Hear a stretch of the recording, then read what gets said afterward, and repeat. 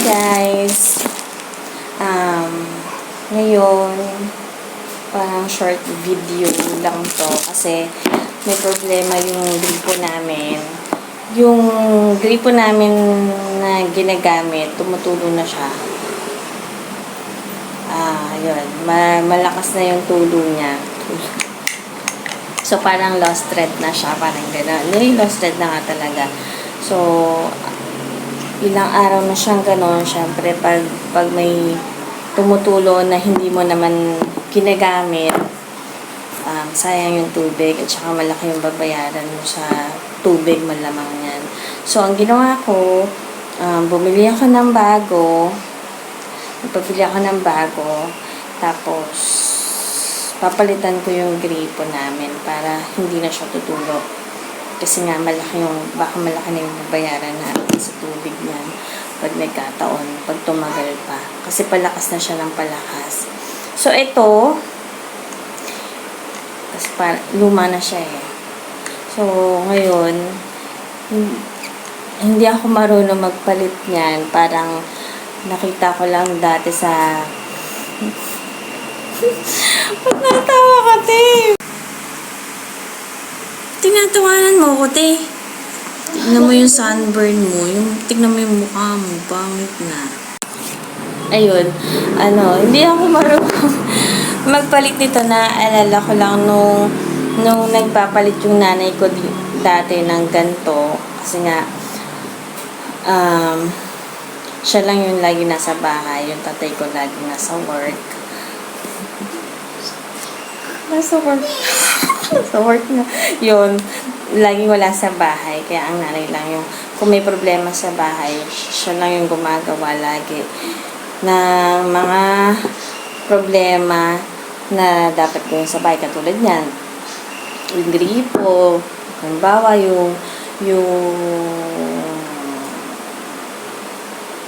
kahit anong sira sa bahay, ginagawa niya ng paraan. So, yung pag ginagawa niya yun, lagi ako nakatingin sa kanya kahit nga sa pagluluto niya. Lagi akong nakamasid sa kanya. Parang gusto ko, tingnan ko yung ginagawa niya para in case na ako naman yung nasa kalagayan niya. Alam ko kung anong gagawin ko. Tapos yun, eto, nakita ko lang to sa kanya na kapag papalitan mo yung gripo, syempre, ito kasi yun guys.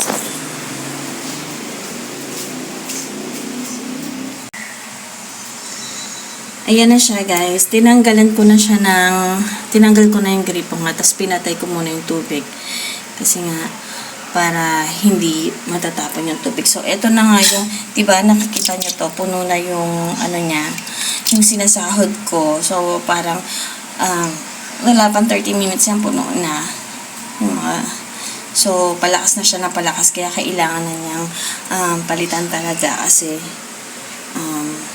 tatakot ako yung magiging bill namin. Ayun, ang pagkakaalam ko, lalagyan mo muna nito. Ang tawag dito ay, ano ba ang tawag dito? Ang tawag ata dito teflon. Teflon nga ba? Nilalagay siya dito. Katulad nito, para siyang scotch tape. Siguro pampasikit ata to. Yun. Teflon. Yan, mura lang to sa hardware. Tapos pumili din ako ng, ito yung bago. So, 50 pesos lang to. Pansamantala lang naman. Yun. Kung di ka naman maarte, bakit hindi, yung mura lang muna yung gamitin mo. Para lang hindi lumaki yung bill ng tubig mo. Tapos, ang alam ko, ilalagay yan dito. Ito yung nakikita ko kasi sa nanay ko pag nagpapalit siya ng ganito. Minsan maganda din talaga yung tinitignan mo kung ano yung ginagawa ng magulang mo. Lalo na kung problema sa bahay ba yan. Para in case na mawala na yung parents mo, at ikaw naman ang maka-encounter ng problema ng ganito, hindi mo na kailangan humipa ng tulong sa ibang tao. Ikaw na yung mismong gagawa ng problema sa loob ng bahay niyo. Diba? Mas maganda yung sarili mo na lang gawa kaysa hihingi ka pa ng tulong. Kaya much better na kapag may kayong mga bata, kapag may ginagawa yung parents nyo sa loob ng bahay nyo, tignan nyo kung papaano. Kasi balang araw, mararanasan nyo rin to. Lalo na kapag may kapamilya kayo. So, ayun. Nalagyan ko na siya, guys. Ayan. Tapos, isusok-suko ko na siya doon. Sure nyo lang po na nakapatay yung gripo nyo para hindi tatasik po yung tubig. So, ito po, ilalagay ko na siya. Ayan. Isushoot natin to dito. Tapos, ikot lang natin siya. Ate, baka... Ang hirap. Nag-isa lang. Yan. Ikot-ikot. Ate, pwede mo ba akong i-video mo nga. Itutok mo lang dito sa ginagawa ko, ha? Ganyan lang, ha? Yan. Yan. Baba mo konti. Hindi makita. Hindi. Itutok mo dito yan. Ikot lang siya, guys. Yan. Makita mo. Kasi yung Teflon na yun, ewan ko, correct me if I'm wrong. Basta pagkakaalam ko, Teflon po yung pampasikip. Para walang tatagas na tubig po. Lagyan mo maayos. Yan. Huwag mong galawin. Ayan. Pagkaramdaman nyo, guys, na masikip na, katulad dito, masikip na. Yan. Pwede na yan.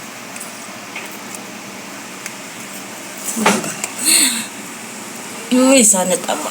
Yan. Naramdaman nyo pong masikip na. Ayan, okay na yan. Ayan guys, okay na siya. Pag naramdaman nyo masikip na, ibig sabihin okay na siya. So, yun. Hindi ko na siya masyadong diniin pa kasi baka naman nabiyak yung pinakatubo. Yan.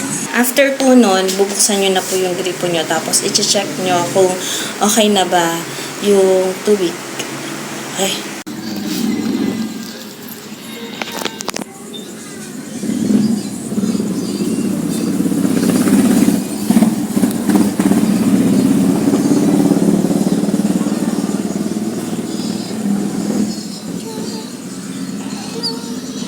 Yan. Open. So, yun guys, nabuksan na natin. So, tignan natin yung ginawa natin na gripo.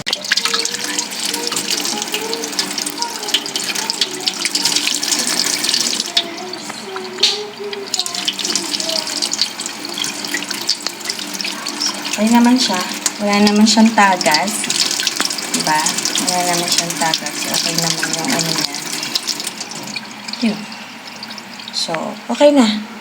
Wala na siyang tumutulo dito. Hindi ka na mag-worry kung hindi na ako mag-worry kung lumaki man yung bill namin. Kasi nga, wala na siyang tagas. Bago na kasi. So, yun. Yun lang po. Yun guys, ganun lang po magpalit ng gripo. Doon sa mga mami po dyan or nanay po dyan na nasa bahay lang. Tapos, pag nagkaroon po kayo ng problema about dyan po sa mga gripo nyo po sa lababo, sa CR, ganun lang po yung gagawin. Patayin nyo po muna doon sa kontador ng tubig. Bago nyo po tanggalin yung gripong sira. Tapos, lagyan nyo po ng panibagong gripo. Lagyan nyo po ng Teflon. Katulad po ng ginawa ko. Alam ko, Teflon po ang tawag talaga dito. Pero kung mali po ako, sorry naman. Basta eto po yung ilalagay nyo. Pampasikip po yan. Tapos, yun. Para hindi na po kayo mag-worry about dun sa tulo ng gripo nyo. So, ayun guys. Yun lang po. Maraming salamat po. Bye-bye.